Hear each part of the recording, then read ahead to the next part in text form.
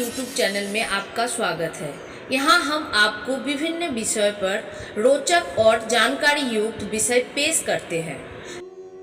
जिन लोगों ने अपना शरीर साध लिया है वो होते हैं साधु, संत, फकीर। इन्हें आप तपस्वी भी कह सकते हैं। ऐसे लोगों ने शरीर साधते समय अन्न पर बहुत काम किया। ये लोग जब उपवास करते हैं तो सही मायने में उपवास होता है। लेकिन हमारे देश में उपवास करने वाले और भी कई लोग हैं। उनमें सामान्य भक्तजन बहुत बड़ी संख्या में हैं।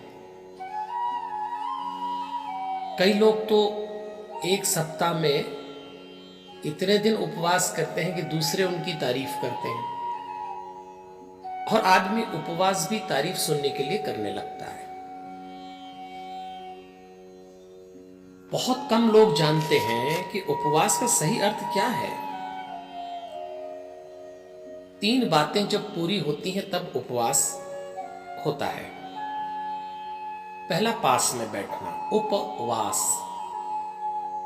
किसके पास में बैठना? परमात्मा के, परम शक्ति के। जिस दिन आप उपवास कर रहे होते हैं उस दिन आपकी तैयारी उसके पास में बैठने की है। और जब किसी बड़ी हस्ती के पास में बैठे तो अपने शरीर को इस योग्य बनाना पड़ता है।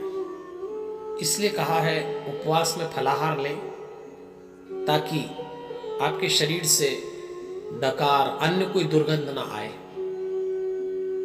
लेकिन लोग आजकल उपवास में जो फलाहार लेते हैं वो इतना गरिष्ठ होता है कि इससे तो अच्छा भोजन ही कर लें। उपवास का दूसरा मतलब है फलाहार। अन्न से मन बनता है। फलाहार का मतलब फल ले जो आपको हल्का बनाए। पर अब तो पता नहीं क्या क्या लिया जाता है उपवास में। और तीसरा, उपवास का जो सबसे महत्वपूर्ण कारण है कि जब आप थोड़ा अपने शरीर को भूख से परिचित कराते हैं, सामान्य अन्न भोजन नहीं लेते हैं, तो भूख के कारण आपकी शक्ति केंद्रित हो जाती है।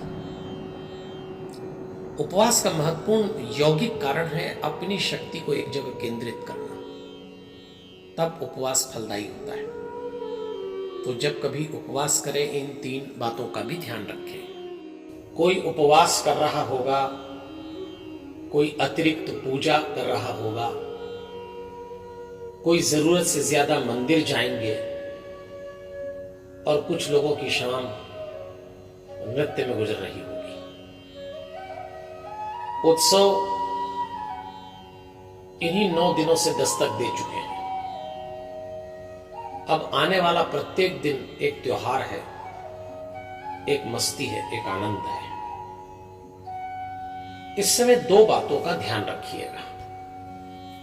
आपकी धार्मिक दिनचर्या में पहली बात तो यह हो कि संयम साधें, और दूसरी बात होना चाहिए नियंत्रण बनाए रखिएगा।